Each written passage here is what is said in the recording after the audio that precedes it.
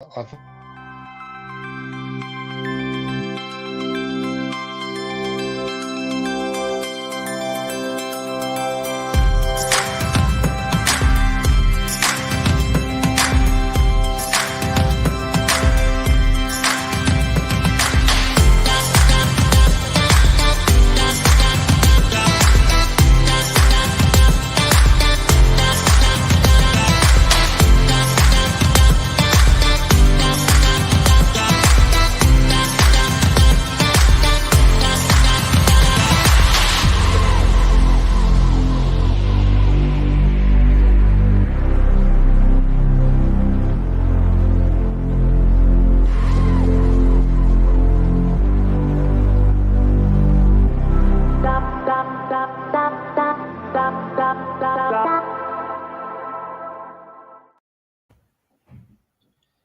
Good evening, everyone, and welcome to this live stream for our instructors.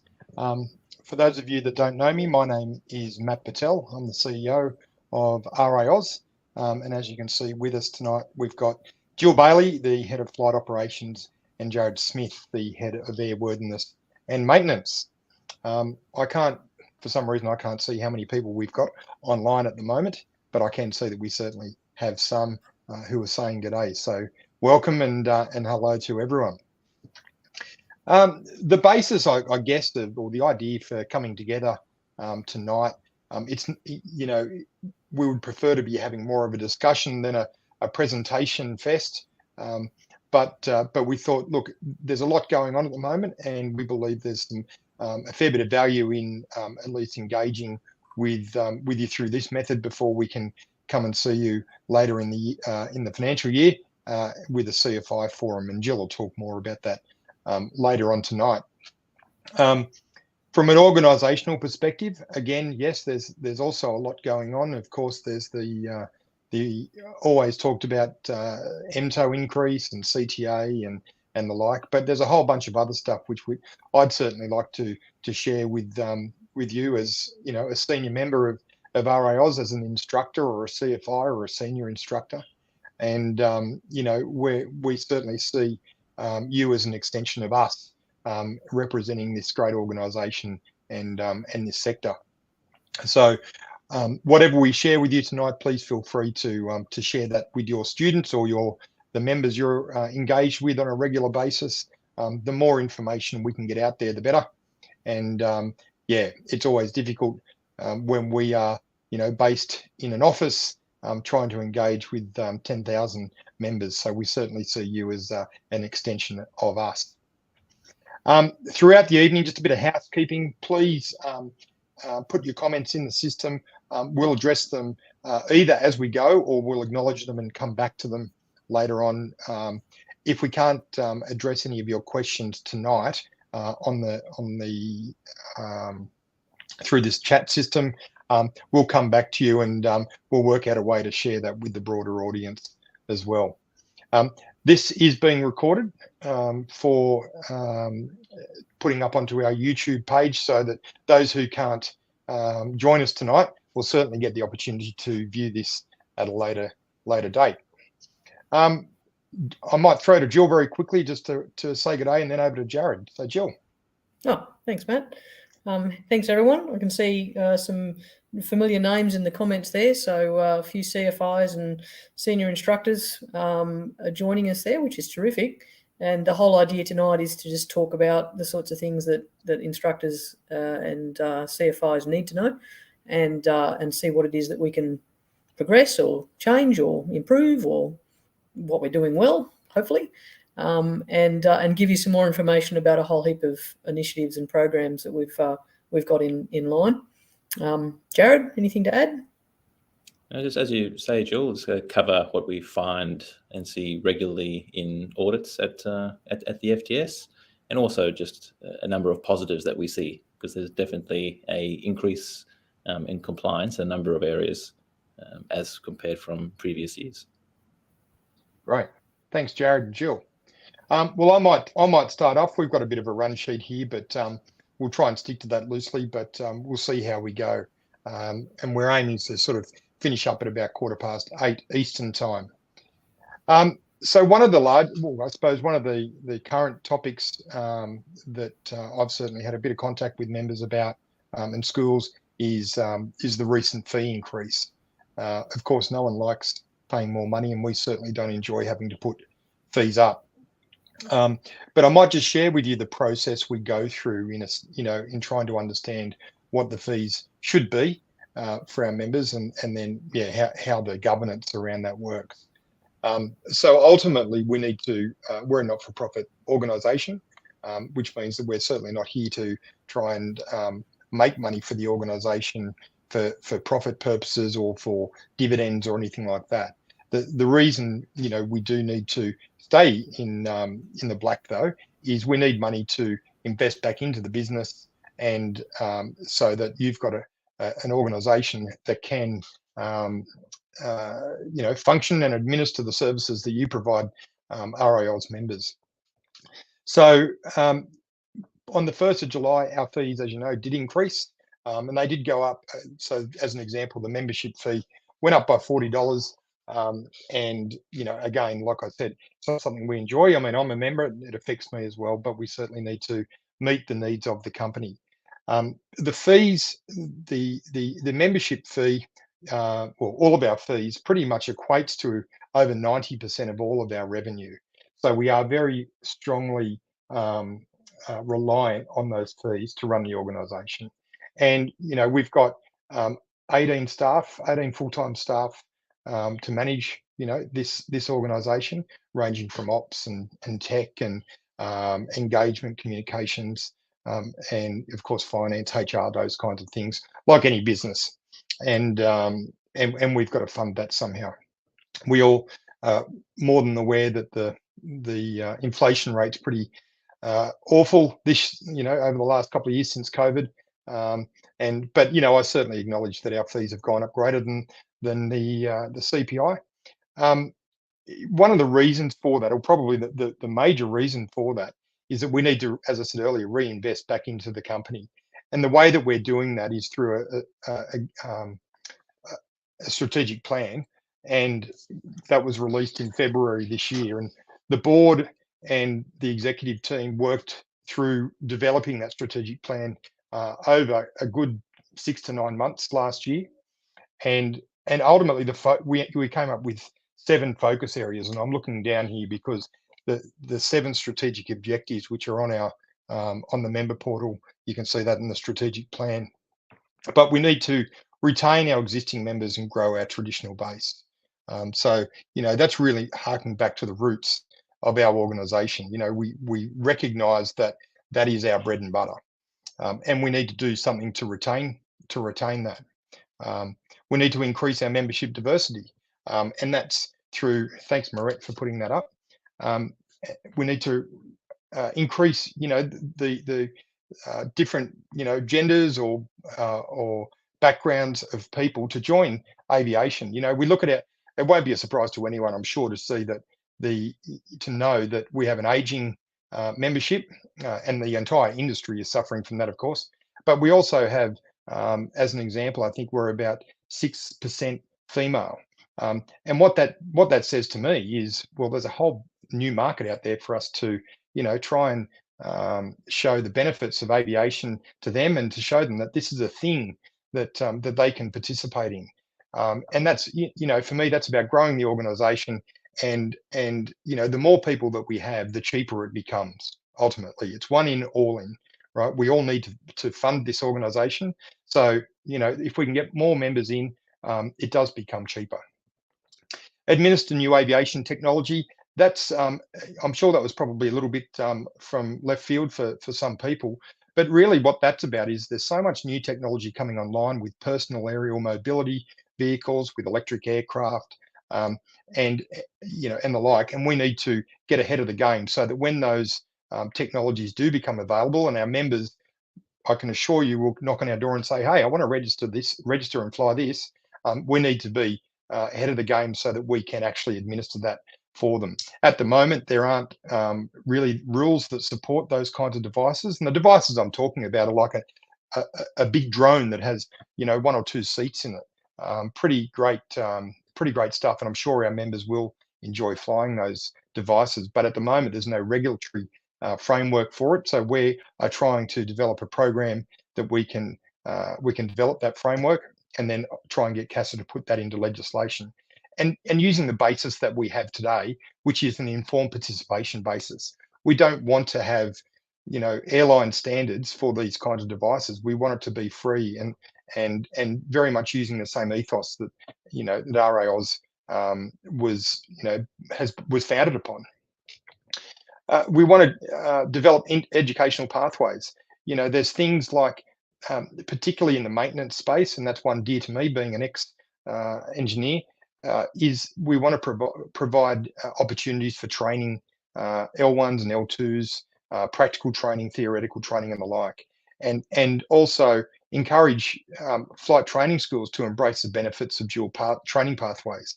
We do have a number of CASA flight training schools that also offer RAAus flight training, and they see that as very beneficial, particularly from a financial perspective, to train students in RAAus before transitioning them across into the CASA world, so that they may progress into their CPL or whatever that looks like.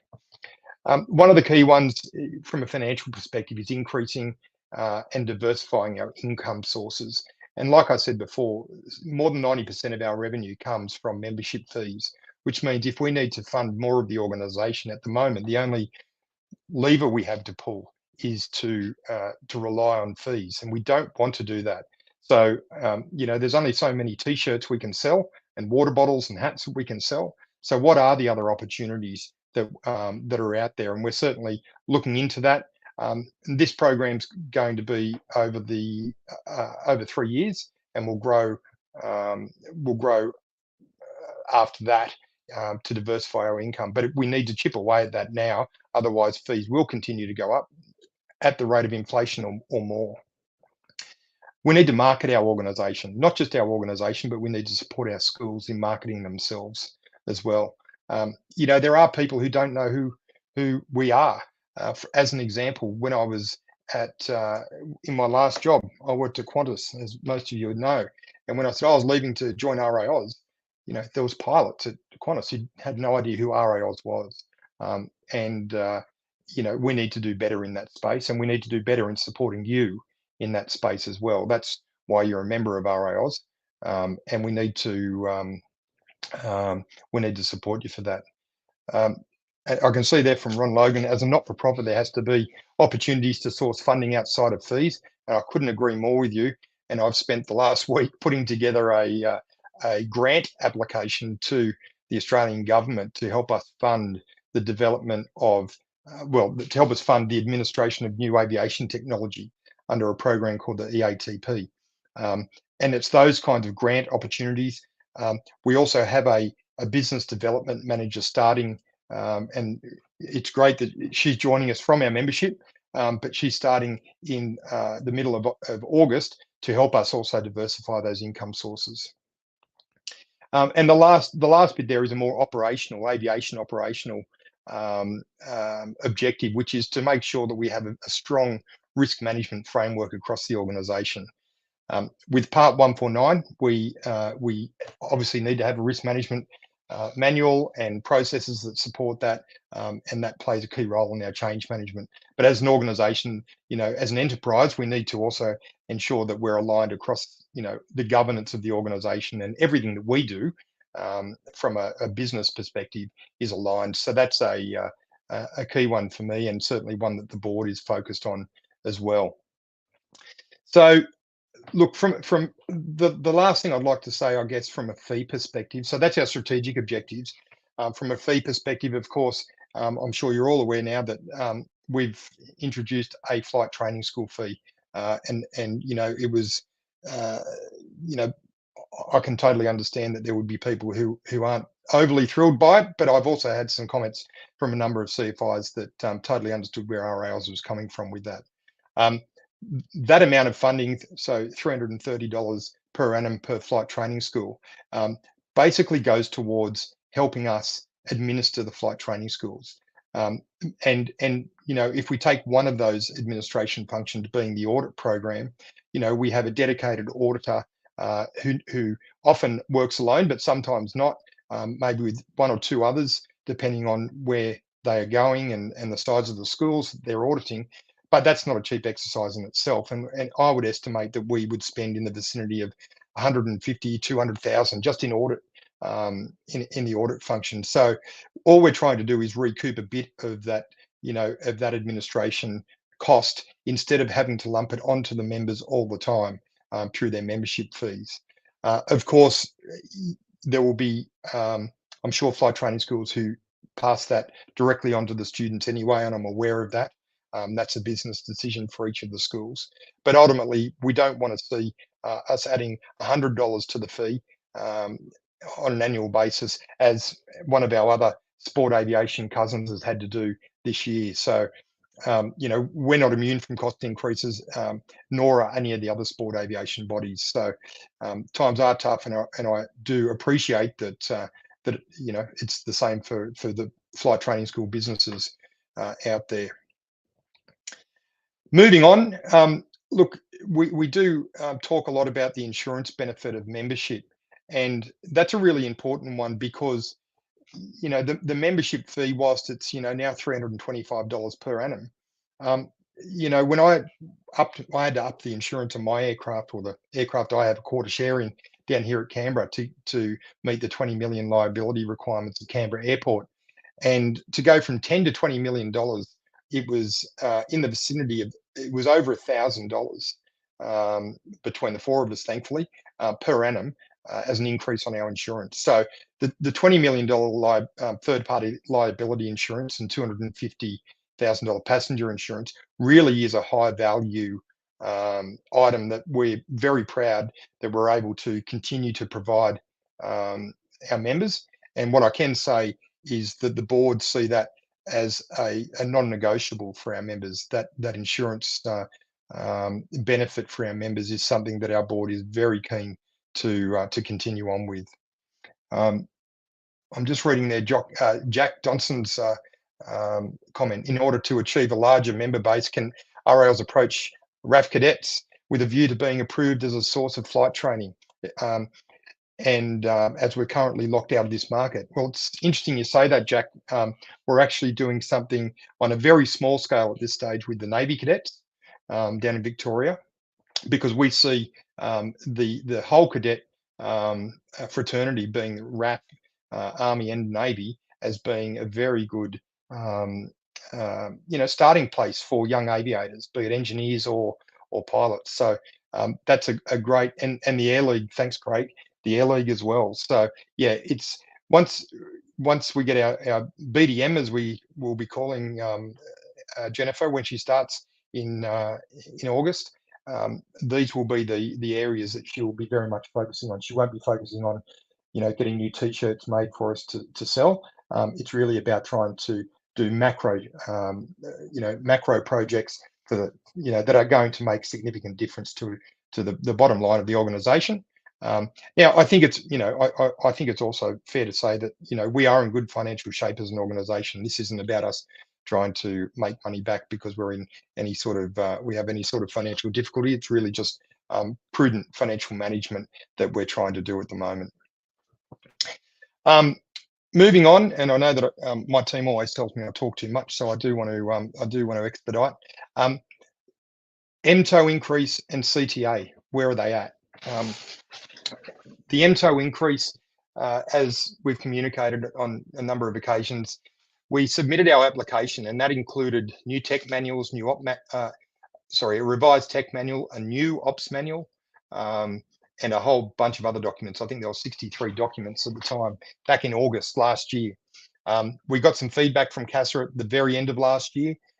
We worked through, it's taken a fair while to work through that, and also the regulatory hurdles that were still in front of us. So whilst the CAO 9555 allowed us to administer lightweight airplanes once we got the approval from CASA through Part 149, there's a whole bunch of other things that didn't quite work. And an example of that is that an aircraft coming over from the CASA register that has a valid certificate of airworthiness and maintenance release was going to need a completely new C of A, which was going to be at huge cost and certainly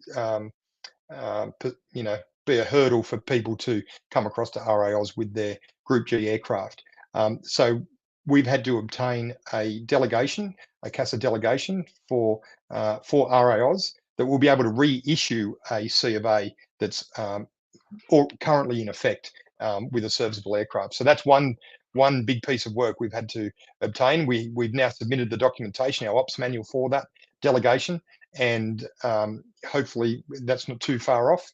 Another one is pilot maintenance. Under Group G, because those aircraft will be operating with for a type certified aircraft, they'll be operating with a standard certificate of airworthiness. The regulations didn't allow a non-licensed person to perform pilot maintenance. They had to have a Part 61 pilot license rather than an RAAus issued pilot certificate. So, tweaking in the regulations in the CAO has now enabled that. So, it's the regs, as we all know, are so convoluted and there's so many of them. It's unsurprising that there were some hurdles that still needed to be overcome.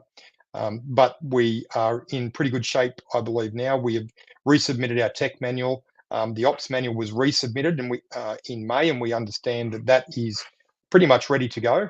Now we're just waiting for CASA to go through all the tech manual changes for Group G, or the new requirements for Group G. And then, of course, when is that going to happen? I'm not going to put a date on it, but I'd be hopeful in the next couple of months we'll have something back from CASA. And then we can move towards an implementation phase of Group G.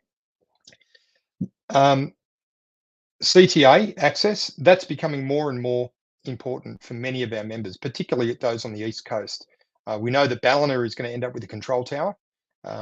We also know that Sydney, with Western Sydney Airport, the Sydney Basin is going to be a quagmire of controlled airspace and busyness and complexity. So we absolutely recognise that CTA is necessary.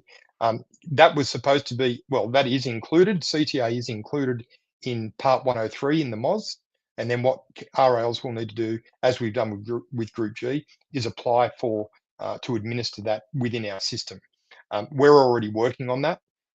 And the unfortunate thing is that Part 103 was supposed to be introduced in December 21, and we have seen a draft of it, but I'm told that it should be in effect by the end of this year. I have not seen another draft of it since they told us that date, so I don't know when that will be. If I'm brutally honest. Notwithstanding that, due to the operational complexity in Sydney and Ballina and other places, and that we note that many of our members do want CTA access, we are trying to come up with a interim solution that enables members to obtain a CTA endorsement, and obviously the schools would need to be involved in that and the like. So very early stages of coming up with an interim solution for that before Part 103, and we'll certainly keep you posted, and would welcome any comments or feedback from you on that. So I was asked the other day by a member, why did we focus on Group G first before CTA? And the simple answer to that is, when members are surveyed, as they're done every couple of years, we run member surveys. Overwhelmingly, people have told us the Group G or increased takeoff weight is more important to them.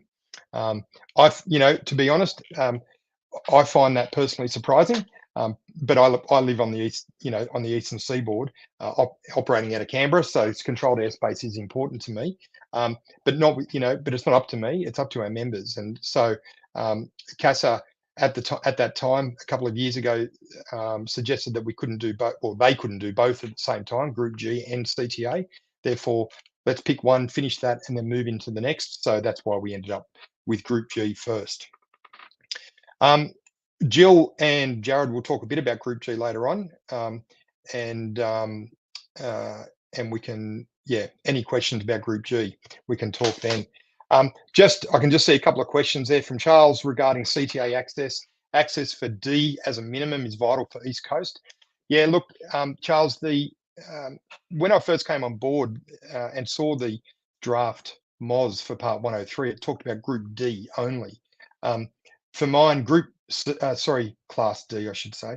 Class C is also vital as well, on the basis that air traffic control doesn't know that, what class of airspace you have permission, or you're endorsed to operate in, and therefore we need to make sure that we have access to both.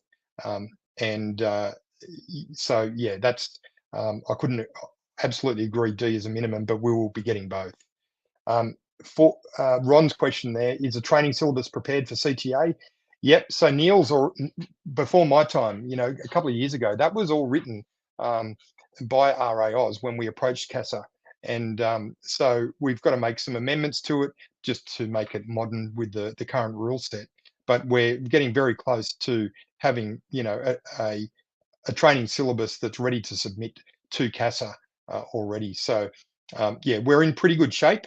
But of course, like all these things, the devil's in the detail. We need to have flight training schools, and instructors approved to be able to train that syllabus before we can go and have members being endorsed in controlled airspace.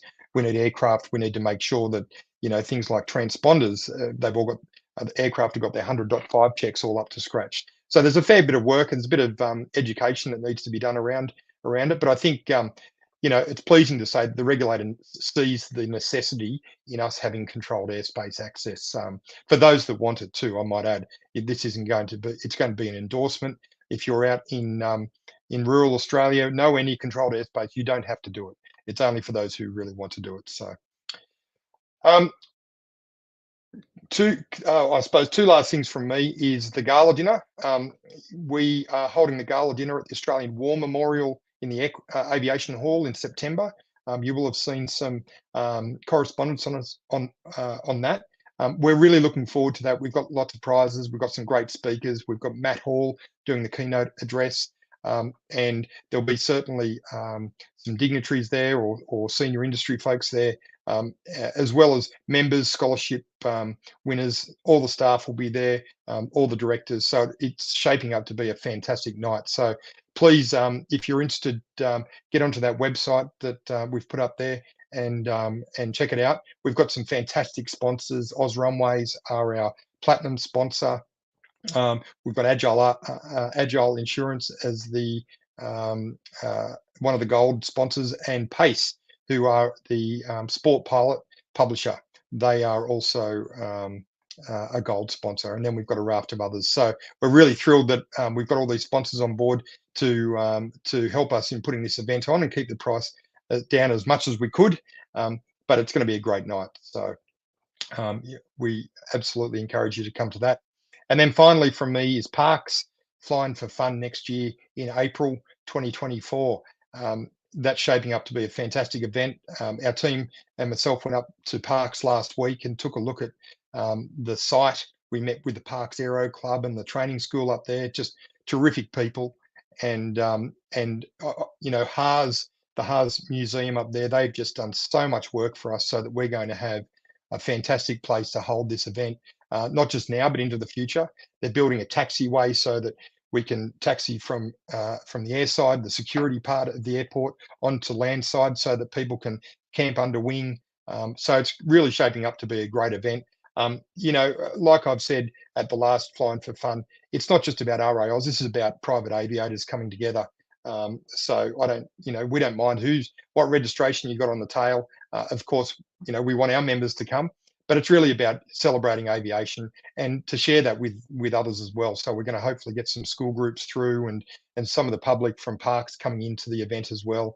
And we just want to chip away at this event, not overcommit ourselves, but eventually grow it into a really great event that's one for the calendar and a rite of passage for all aviators in coming years. So thanks to the AMDA Foundation, who have contributed greatly to this, to Flying for Fun. It's without the support of the AMDA Foundation, we wouldn't be able to do this. Simply, they've certainly put their hand in their pocket and have committed to recreational aviation in this country, and we're very grateful to AMDA for helping us out. As you can see, looking at the clock, I told you my team thinks I can talk a lot, and I can, so I'm going to be quiet. from now on. The Ron Logan, so CFI at same time and place in parks. I'm not sure. So Dale is the CFI up at parks, and certainly he will be there, and they'll be doing some TIFF flights for anyone who comes along for the kids. But I'm not exactly sure what you mean there, Ron. Apologies. But I will be quiet now, and I'm going to hand over to Jill. And yeah, and please, if you have any questions, please pop them in there, and we'll try and answer them. And I'm going to be quiet now. Handing over.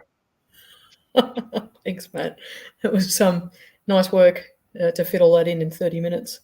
Ron, yeah, I was actually going to talk about the CFI conference because it's been a while. We had one last in 2015 at Bundaberg. And we had one previously in Dubbo 2014. And part of the enjoyment from our perspective was just the opportunity to engage with people over a couple of days at a location where we can all just chill, talk about these things, provide information to you, etc. But we are planning to have our CFI conference in June next year, Ron. We haven't quite worked out where, when, as in how many locations, when we're going to be doing it in June. But if you can kind of block out some time there, we will be running the CFI conference, because one of the things I wanted to talk about was just to recap a little bit about some of the ideas that came from that conference or those conferences in Dubbo and Bundaberg. One thing that came from that was the members app, which I think is possibly one of the best resources we've got for our members to be able to confirm their compliance, their BFRs, their memberships, and also show off their pilot certificate, their qualifications, any endorsements, etc., through the members app. And that was an idea that was spawned from the CFI conference. We also had feedback about getting our forms being fillable in PDF, which we've done. We talked about insurances, which we've looked at and Matt's touched on. We talked about removing the minimum starting age back then, which has now been successfully done. We now don't have a minimum starting age. The only age restriction we have is when you can go solo. And the biggest one, I think, is the instructor portal, which I hope all of the CFIs and instructors watching have made use of. We've got a heap of resources there, and it also means that you can look up the compliance for any member that you want to fly with, any of your instructors, your own compliance, aircraft registrations, and make sure that those things are being managed appropriately before you go flying. So I'm kind of proud of that. That CFI portal, as it started and now has become an instructor portal, has got a heap of resources, all the RAAus, all of the information that people might need, briefings, instructor or student training records, and a whole range of other things. And the key thing I find about things like the instructor portal is just the fact that when we have, say, an instructor that hasn't been with us for a few years, when we revalidate them and get them back again, get them access to that, the feedback is overwhelmingly, it's a great resource. So I'm looking forward to getting that engagement with our CFIs and our instructors again to find out what ideas you think we can implement to help you. And part of that is also to do with the survey that we're going to be sending out to our schools. So in the next week, we'll be sending out a link to SurveyMonkey, and be asking, there's an example of the first question. Thanks, Tish. There's about 36 questions, so it should take you about 10 minutes, hopefully. Maybe a little bit less if you're quick with the typing.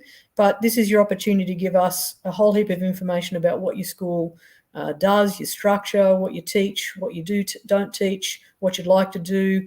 There's a section there, obviously, with feedback that you can provide us. And that's one of the ways that we try to reach out and engage with you. And obviously, anytime you have any ideas, just pick up the phone, ring Marty or myself, anyone in the team. But also you can email ops@raaus.com.au with any suggestions. You can send us text messages. You can contact us in any way. We need to hear from you, because you're the front line of the organisation, and you're the ones that actually drive what it is that we do. Apparently my video is not great. I'm sorry about that. Yeah, put up a picture of my plane. Why not talk about that instead? And you can just listen to my voice instead. There it is. one of the things that we want to talk about, and we put forward as part of the idea for this live stream, is to talk about the sorts of issues, or not issues, the sorts of opportunities that audits present when we come and visit you. And I've made a couple of notes talking about, obviously the point of an audit is to improve compliance, and we're all committed to that, because the more compliant we can be, the better our operations run. But we also use the audits as an opportunity to provide some education, to talk about new initiatives that we might have coming up, to talk about standards, training records, changes and improvements in those ideas, to provide support to the business, whether it's a owner-operator or a club, a syndicate or a sole trader, and to just talk, because that's really, pilots are pretty good at talking, as Matt's proved, and I'm pretty good at talking too. But to have the opportunity to talk to our CFIs, we can do that via phone, but via the audit is also a great way to interact as well. So what we're going to do now, I might see if Jared's available to come on as well, because I think from our perspective, the two of us, here we are. Hopefully my video plays the game. We want to talk about the sorts of things that we discover and the sorts of ideas that we can work on collectively as a community to improve our compliance. So Jared, I might throw over to you. I'll just sit here and throw in some words occasionally, but let's have a chat about those sorts of things.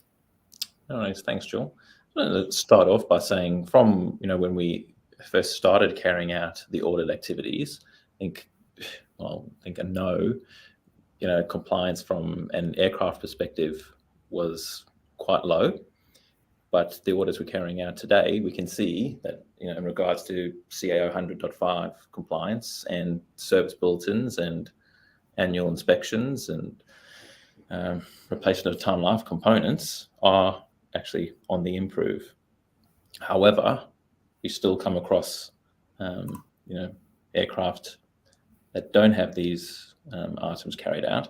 So I'll just start with the 100.5 compliance requirements. And there's probably two ways to look at this, is that aircraft that are flying in controlled airspace and have a transponder fitted, and those that are not flying in controlled airspace and don't have a transponder fitted. Right, so if you have a transponder fitted to the aircraft and you're operating in controlled airspace, you must get that calibrated by a Part 66 license holder, and that must happen every 2 years. Okay, there's no option other than to get a Part 66 license holder to come out, carry out the calibration, and sign the aircraft logbook. For the aircraft that are operating outside of controlled airspace and do not have a transponder fitted, there is an option to calibrate it in accordance with the RAAus GPS. That's WAAS. That's a GPS that would operate off the Wide Area Augmentation Service satellite system. We actually don't have those in Australia, but the GPS is still capable of an accuracy to within 100 feet. So you would be able to use that to calibrate the altimeter and the airspeed indicator. And you would, from an altimeter point of view, you would go, cruise around 1,000 feet, then 2,000, 3,000, and so on, up till the usual altitude that you would fly at. And you're looking at ensuring that the altitude's within 100 feet and, cruising in the opposite direction to test the airspeed and ensuring it's within plus or minus 5 knots. So overall, as I've mentioned before, the compliance there is on a upward trend as compared with 5 years ago. So I want to keep on pointing out the positives. The second point being service bulletins. The majority of the aircraft that are used in the flight training facilities are light sport aircraft, and they're issued with a special certificate of airworthiness. Now, it's the special certificate of airworthiness which states the requirements on it, how it needs to be operated, and how it needs to be maintained. And it states it's got to be maintained in accordance with the manufacturer's requirements, and the manufacturer requires that mandatory service bulletins are carried out as and when they are required to be carried out. And if they are not, then the C of A becomes null and void. If the C of A is null and void, then the aircraft can't be operated. So it's a really important point to understand, is that the C of A needs to be in force for the aircraft to be legal to operate. And if a service bulletin is missed, the C of A is not valid. But again, that's a number of, and that's service bulletins for the engine and for the airframe as well. And for large sport aircraft, for the majority of manufacturers, they are really easy to find online, because there's a requirement of the ASTM to ensure that they are available and viewable. I've got a question there from Peter. Can a level 2 with a calibrated test equipment sign the airspeed indicator and altimeter as part of 100.5? So 100.5 requirements can only be carried out by B2 LAME. But we're talking about, Peter, if you have the equipment to test, you can do it in an aircraft that doesn't have a transponder fitted and is not operating in controlled airspace. But if it does have a transponder and is flying controlled airspace, then yeah, you wouldn't be permitted to use that and sign it off. Only a Part 66 license holder can carry that out. Take to a third point would be ensuring that the maintenance on a flight training school aircraft is carried out by an authorized person. So the aircraft can't be taken out to like Bill and Bob's auto repair shop, have maintenance carried out, and then signed off by the aircraft owner. Right? The only person that can sign off maintenance in a flight training school aircraft is a level 2 maintenance authority holder. So that's not a activity that we see that often, but we have come across that. I think it's pretty well understood that it's a level 2 maintenance authority holder that must carry out the maintenance on a flight training school aircraft. This actually brings me to another point that Matt had touched on earlier in regards to pilot maintenance. There's not too many circumstances where RAAus has a greater requirement than CASA does. And at present, line maintenance, schedule aid pilot maintenance can only be carried out by a level 2 maintenance authority holder on a Group A aircraft. And what Matt had mentioned, part of the challenges about submitting all of our Group G information was that if we're bringing a lightweight airplane onto the RAAus register to enable pilot maintenance to be carried out, some regulations had to be amended because schedule aid pilot maintenance only applied if you had a license. So if you had a pilot certificate, it wouldn't have been applicable. And so that's the changes that have been amended and are out currently published in the CAO and has been updated in the technical manual, which has been supplied to CASA.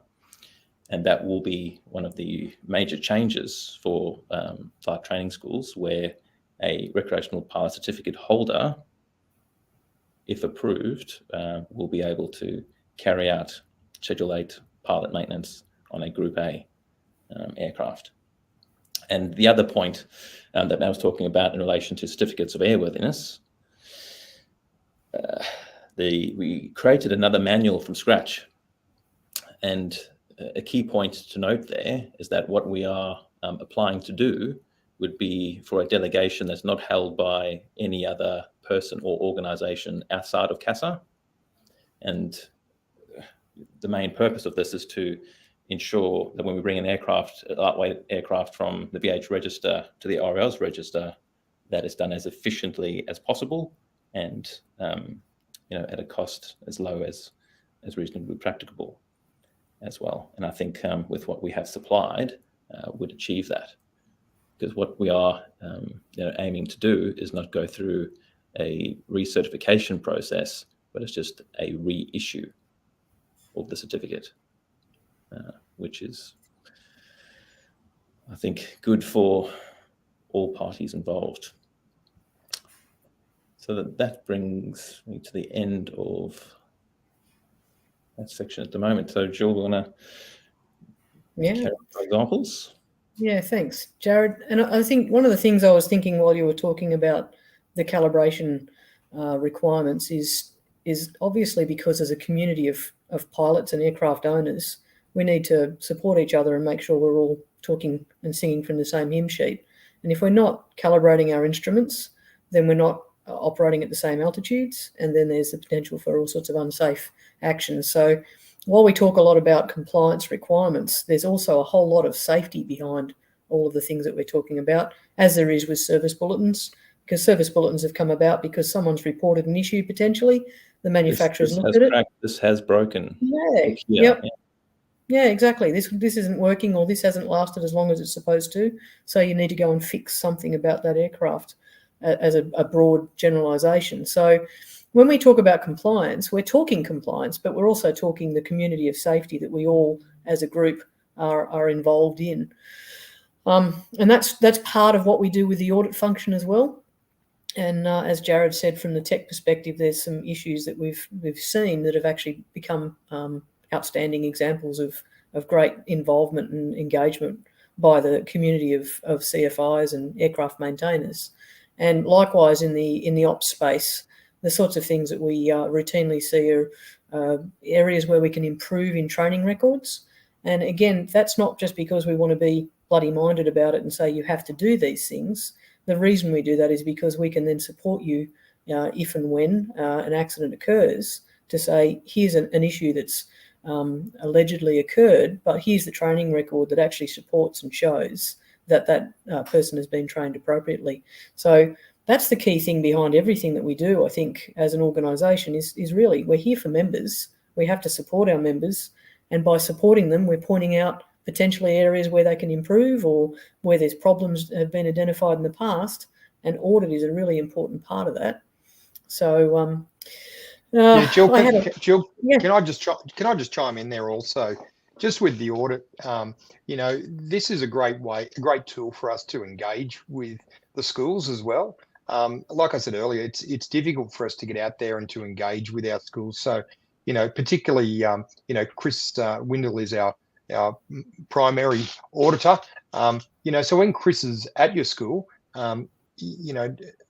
he's such an approachable guy and so much knowledge, not just about audit, but about our organisation. So feel free to, ask him questions about what's going on in the organisation and what he's seeing out there from other schools as well. Our approach here is absolutely about education, right, and standardisation, really, to ensure that we're being as safe as we can be, and also, of course, the compliance aspect of it as well. From my perspective, this is the biggest control that we have. So, risk control that we have as an organisation is that audit function. And in saying that, it's not the tool we want to be using all the time for enforcement. I see it as an education tool. And when we find things that may not be tickety-boo, our absolute aim is to work through that with the schools so that there's no operational impact and it's a tidy up instead of becoming an issue. So I just wanted to jump in there, and that's very much aligned with our just culture as well. From my perspective, I have zero appetite for taking unnecessary action, and I can assure you all that I'd have a pretty big please explain from the board, your elected representatives, if we were working outside of the bounds. Really valid point. And as you said, enforcement's not what we're looking for. We're looking for education. That's the ethos of RAAus always. So we'd much prefer to work with the CFIs and instructors and maintainers to improve what it is they do via audit or via any interaction that we do. There's a couple of questions that have been put up, and some of that it relates to the information we put out in relation to the FTS fees, where we mentioned that we'd be encouraging senior instructors to go out and do BFRs. So the ethos behind that was obviously there's 165 schools out there across the country. There are some gaps in areas of the country for obvious reasons, and there's gaps in some aircraft types as well. So in order to allow our members some more flexibility, we want to have senior instructors out there doing BFRs. However, we don't want to detract from the fact that you've all invested significant amounts of money in your school. So therefore, those senior instructors actually need to be operating with indirect supervision from the school. And that's the key message, is the school is the key portal and entryway and management strategy we have for engaging with our members. So if a senior instructor is out there doing BFRs, they need to be doing that with the awareness and understanding of their CFI, not doing it as an independent kind of operation. So certainly not intending to undercut, as I said, the value that the schools bring to us. There's a couple of things we wanted to talk about as well. We've actually got a major project underway at the moment because we haven't got enough on our plate with MTO increase and CTA and other things. We're rewriting the syllabus, the entire syllabus. So all 3 groups, plus the addition of the extra items that we've talked about for Group G in the past, and the endorsement syllabi. And basically that is in consultation at the moment. So we've got a group of quite committed CFIs who've been approached and asked to provide feedback on that. The intent behind the rewrite is to also merge and align the exam questions relative to the syllabus, and also make the syllabus much more integrated with human factors. But certainly an area that's very near to our head of training, Neil Schaefer's heart, is to also integrate some upset prevention recovery elements to basic training. So in other words, if we talk about what we're aiming for when we're teaching a student how to fly an aircraft, they're talking about a little bubble that student can operate, which might talk about a pitch up of 30 degrees, pitch down 10 degrees, roll 45 either way, etc. While we're teaching those basic bubbles of manoeuvres to the students, we can be showing them how far is the normal range of operation for an aircraft.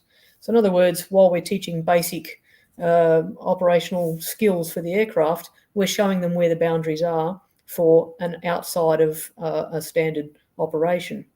So it's actually, I have to say, we're a little bit of an industry leader here, with a lot of support from a range of organisations, the UPRT organisation, APTIA and CASAR. We've had quite a lot of great engagement on how we're actually aligning our syllabus to be on the forefront of managing upset prevention recovery. So I'm very excited about that, as is Neil. And again, our exams are also designed to mesh much more than they have done with the syllabus, so that if the person who's receiving the training looks at the syllabus and studies the manuals that we've recommended, it should be a very simple process to actually progress through the training. And likewise, we've also gone through the theory syllabus with that same detailed eye, made some changes, made some additions, removed some areas.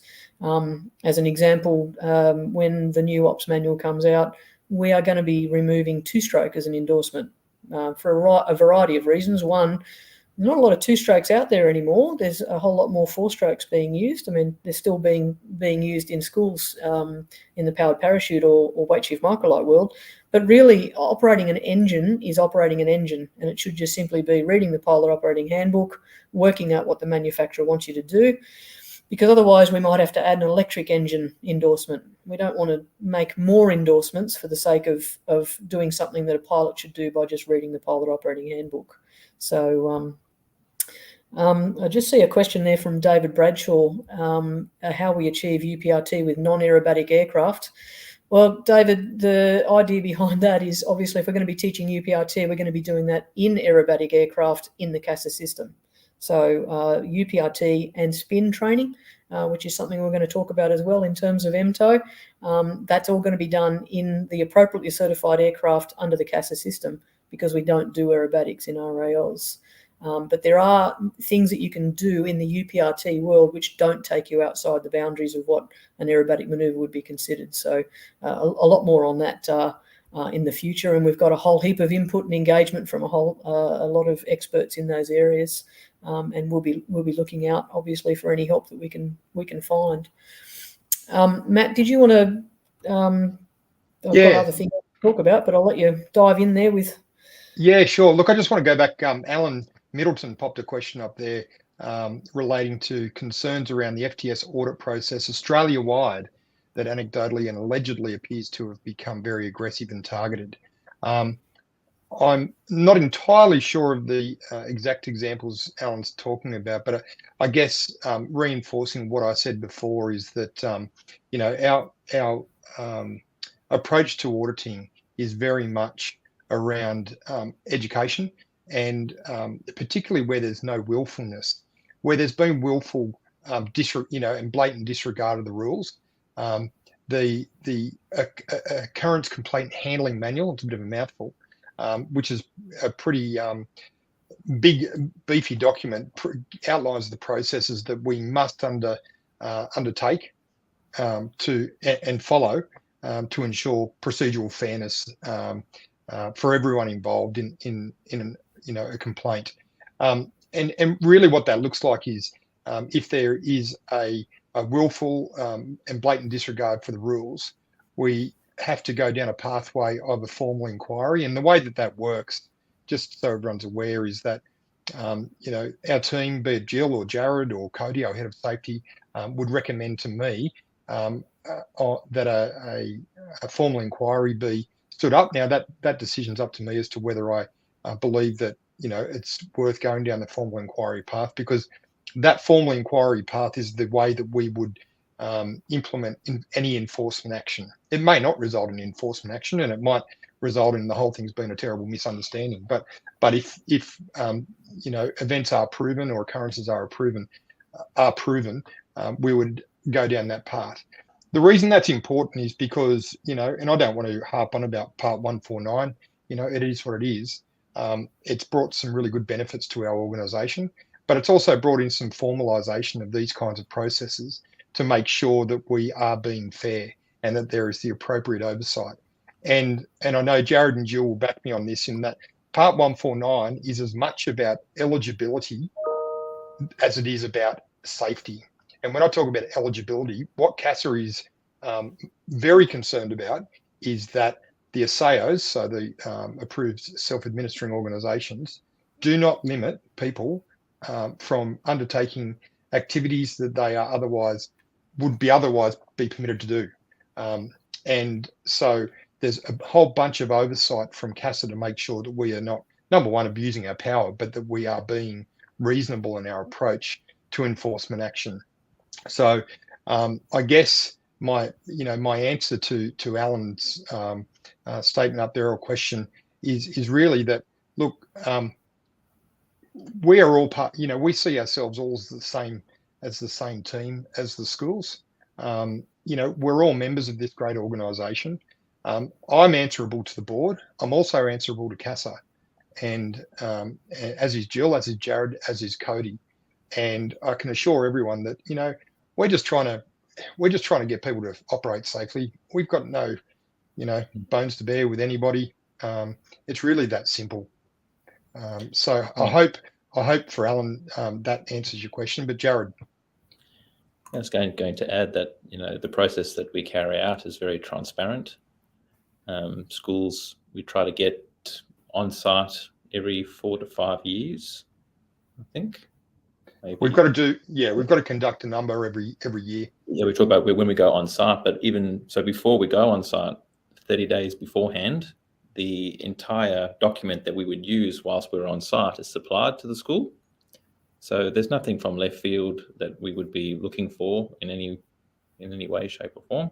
The requirements in regards to the operations manual and technical manual, I don't believe have really changed in a couple of decades. So we haven't added any further requirements. It's just about confirming that the schools are operating to our current manuals and no more. Yeah. There's a good comment back there from David Bradshaw about the air-to-ground interface being the ultimate auditor, but Chris Windle's face being much friendlier than the coroner's.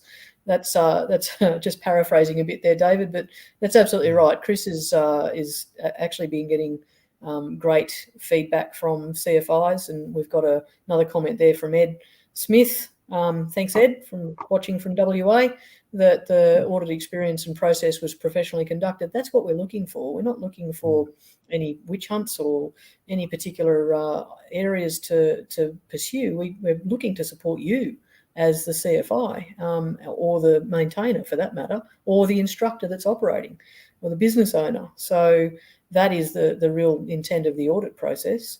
And I'd like to say that we've done, I'm not sure how many audits we've done with Chris since he started, but it's a pretty significant number. A lot. Yeah, and Jared and I have gone out and done audits. I've had Chris Gill, Chris Windle, Cody, Neil, Marty. Our entire team have really been out there doing audits, as well as Chris Windle. And we've seen some wonderful stuff. We've seen some really impressive operations. So, the majority of what we see is professional commitment from people who just want to improve continually. So, that's pretty much all we can ask for. Just seeing Alan's final question there before we move on, how many prosecutions are underway, including appeals, over the past 6 months? Well, we don't prosecute anyone. That's not for us. If, at the end of the day, if with CASA monitoring what we do in this space, if they think that we're being too soft, I'm sure they would take over and absolutely prosecute, but we don't have any constitutional rights to prosecute. The rights, or I suppose the things that we can do is what's been publicised or documented in our Ockham manual, and in part 149, the regs are pretty clear on what it is we can and can't do. So we don't prosecute anyone.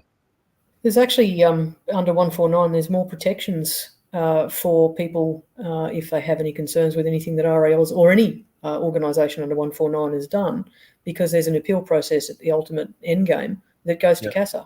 And we have had our processes reviewed, which is what we need to do as a modern and progressive organisation as well. I mean, we had an audit recently ourselves.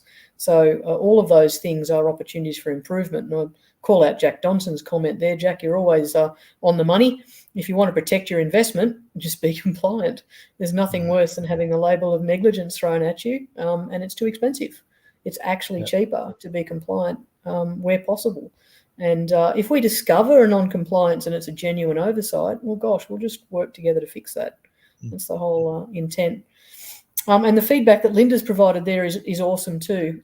You're absolutely right, Linda.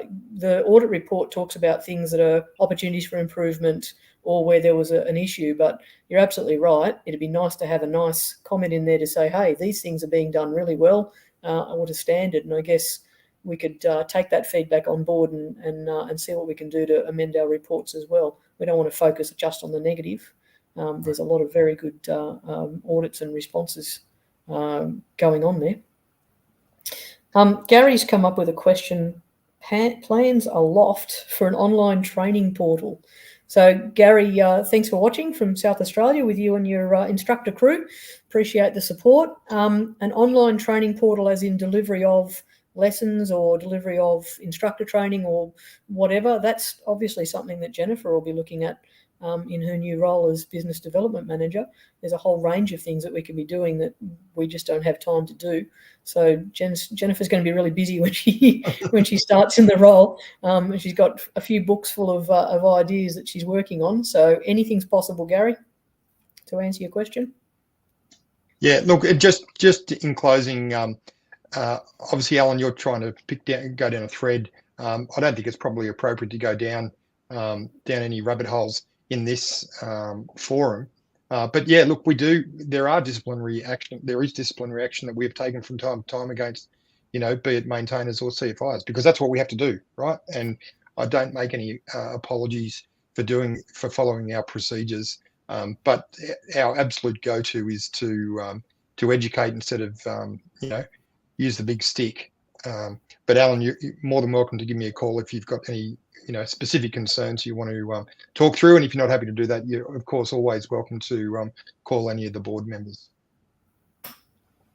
So maybe if we just give a bit of a de-identified examples of the sorts of issues perhaps that we have seen, that we have worked with CFIs and maintainers. We have had issues, and I'm about to produce a ops bulletin that'll be released shortly in the next week or two, talking about weight and balance as a perfect example. And with the focus that we've got on our increased weight with Group G or lightweight aircraft, it's more critical than ever that we all make sure the aircraft are being operated in accordance with the weight and balance for the manufacturer and also the maximum takeoff weight limitations. So when we do find aircraft being operated overweight, obviously that's not ideal. There's a whole range of safety issues that can result from ranging from damage to undercarriages because of the excess weight to unstable aircraft to you name it. There's a heap of things.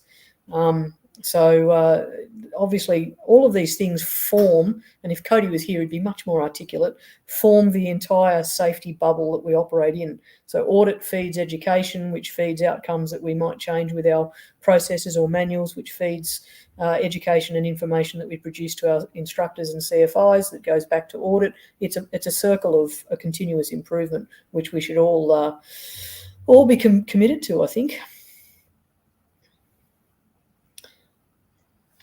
Another question there from Alan, just how many flying schools in operation in rural areas compared to, say, 3 years ago?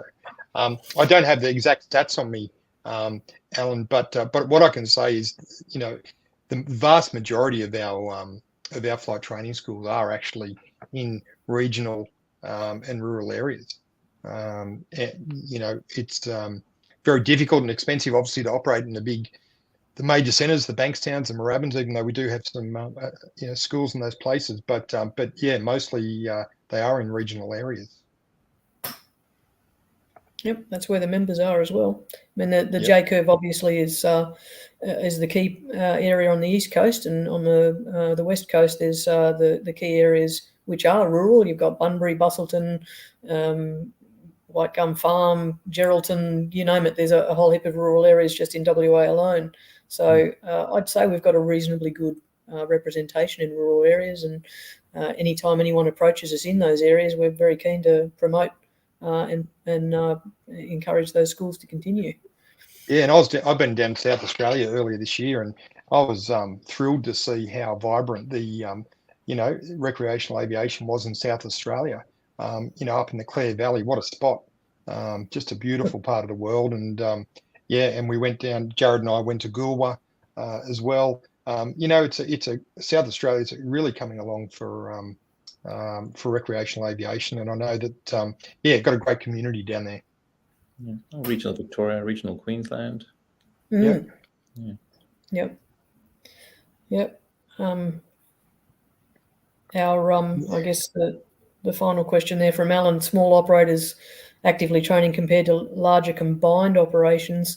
It's actually very interesting to watch that demographic ebb and shift over the years. Alan, we obviously started with a cohort of single operators as CFIs, and we've seen quite a good engagement with schools that have 141 and 142 operations adding RAAus, and that's where RAAus provide some significant benefit because we're affordable, we're pragmatic. We like to hope we're pragmatic. We engage, we educate, we answer.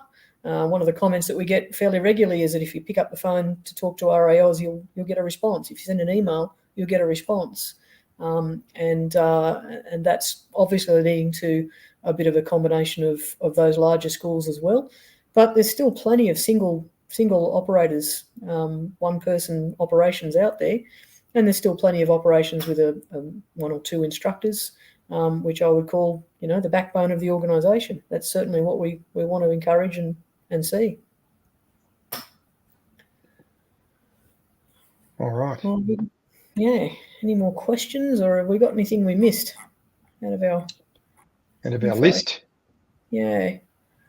One thing I'd like to call, just to, if I may, Jill, and if anyone has, any of our viewers here have some comments as well, is, the need for instructors. We know that the broader industry is sucking people out of, GA and recreational aviation into the airlines, and that's a challenge, of course. We really would like to encourage more people to go down the path of being an instructor, and and ultimately, take the chalice, if that's the word, or take the baton, and into CFI and flight training school. But as an example of what we're doing, the small numbers, but this year we've given 4 scholarships for instructors, something we're really proud of. Our scholarship program, not just for young people. It's, we have a maintainer scholarship award winner, and we're really looking forward to celebrating all of these at our gala dinner. But for instructor scholarships, we're trying to play our part in this as well. Alan's saying there, have active instructor numbers increase, decrease? What are the actual numbers, please? I think we looked at this today, Jill. We were asking ourselves this very question, Alan. So we do have that number there. They have decreased a little bit. I think what was the number, Jill? Last time we ran the numbers, we were around the 450 mark as a total cohort, which includes CFIs, instructors and seniors. And we're down around the 420. So it's a minor decrease there. But as Matt said, part of the issue is people are being headhunted. So CFIs, as Linda quite rightly points out, not just Central Victoria, Linda, CFIs are in short supply everywhere. And one of the things I'd like to actually call out is those CFIs that have the idea of a succession plan or mentoring system. So the scholarship program helps. We're obviously very interested in fostering and encouraging instructors, but part of that is also the CFIs spotting someone with some talent or some aptitude and encouraging them to apply for a scholarship, do some training and expand into the instructor cohort, and then talk about things like deputy CFI approvals, so you can actually actively mentor them in the roles while you're still in the role. And then if you decide you're going to retire, by all means, let's work together to progress succession plans of instructors. So that's certainly something we're fostering, and our scholarship program, very proud about that, because we started off with some junior scholarships and it's expanded. Jared advocated quite successfully for maintainer scholarships, and I did the same thing for instructor scholarships. I'm very proud that we've managed to give 4 of those scholarships this year, which is a really important part of what we do as an organisation. Just while we're on scholarships, Jill, I might just add, because I know the team in the office were keen for me to just say that there is the scholarship information sheet on the portal, instructor portal, and for our CFIs and instructors to make sure they have a read of that, particularly around how to what the terms and conditions are and how we'll do the invoicing and the like. So just a reminder to make sure if you do have students there doing a scholarship, or we're lucky enough to get a scholarship, I should say, please make sure that you use I'm trying to put it in front of you, that guidance material to help you through it. Otherwise, give the office a call. And the other thing that the office did say to me, because I know we're running out of time quickly, is that with the fee increase, we also updated all of our forms. So it's really important that all of our schools use the current forms that are on the RAAus website, not just because Moret went through and did a whole bunch of work to update those forms, but it has the right prices on it. And so we're unable to process forms if they're not the current form. So thanks. Yeah, the staff will thank us for that, because the last thing they want to do is have to ring the CFI and say, can you send that on the current form, please?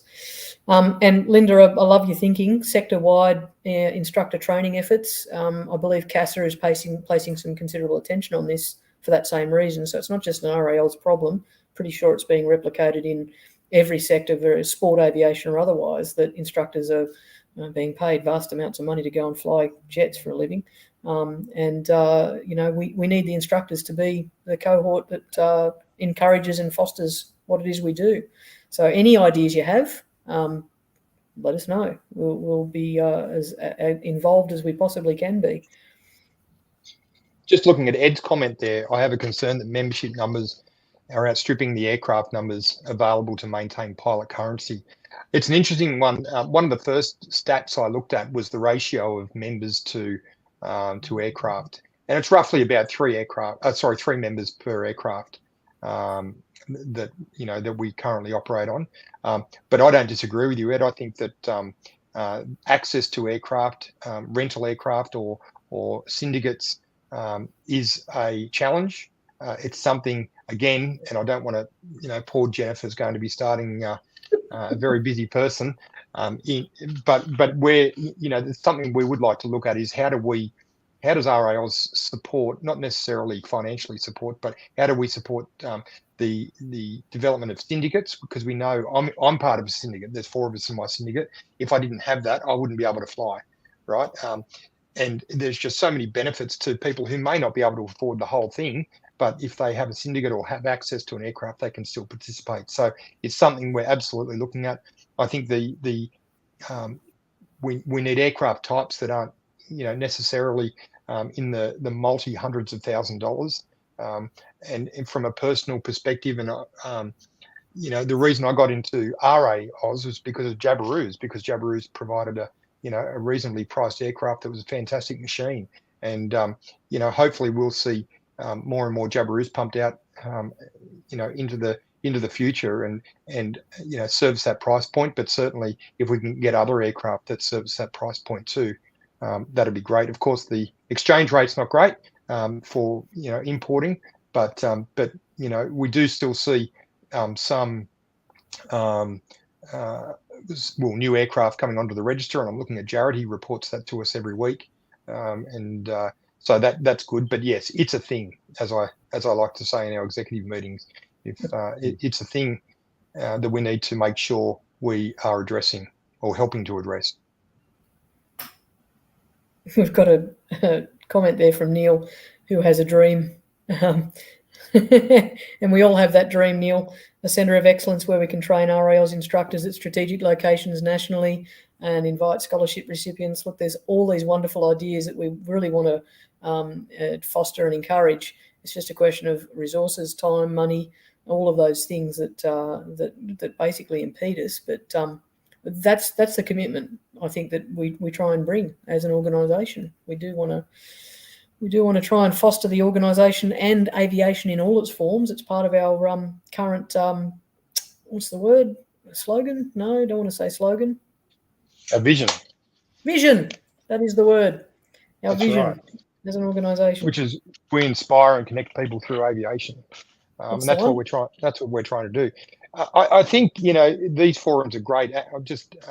Alan's mentioned he's worried about the 420 instructors and having I think 50 odd instructors on here tonight. I don't have that number in front of me, but I believe we're in that vicinity.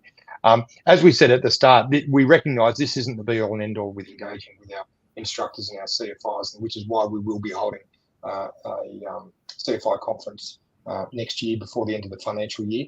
Because we certainly, people are busy too, right? Not everyone can join a live stream at 7 o'clock at night. They have other commitments. So, but that's why we record it too, so that it's on our YouTube, so people can come back to it. I certainly don't think it's a representation of anything other than that people are busy, or they just want to watch it later. And then we actually do get, it's a lot of views subsequent to the actual live forum. So people can't necessarily make it at this specific time, but we do know that the previous instructor live stream we had 379 views. So obviously it's going to a broader audience, which, that's a fair number of the instructor cohort right there. So I think it's probably more to do with availability of time. And Gary was saying that he's got 4 instructors with him there tonight. So, the numbers that we see on YouTube may not necessarily reflect the actual numbers of people watching. But it'd be good if Gary had 300 people there watching, because then we'd be able to put our hand in our heart. But that's not the case. Yep. Well, I'm looking at the time there. Probably in summarising, I guess, we really want to work closely with our flight training schools. If you have ideas, and it's not just trying to be cliched, but we really do see you as an extension of us. We're here for our members. But if you have ideas, please let us know.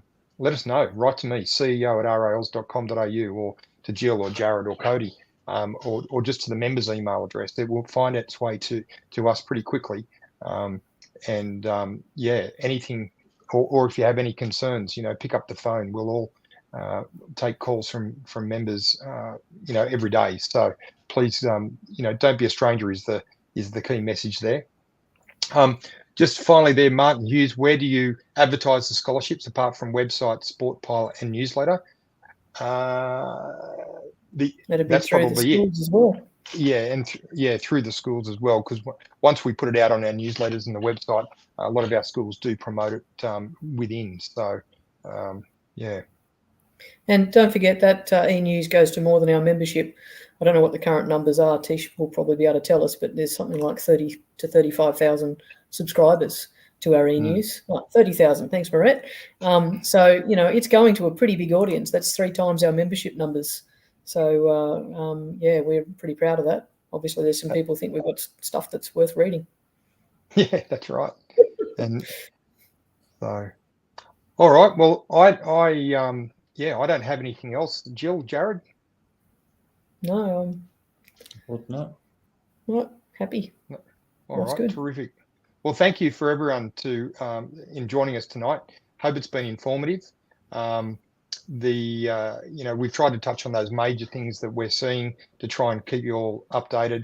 But as I said earlier, please reach out to us if we haven't touched on the points that you wanted us to address. But yeah, otherwise, we'll bid you farewell and thank you once again. And look forward to engaging with you in person next time.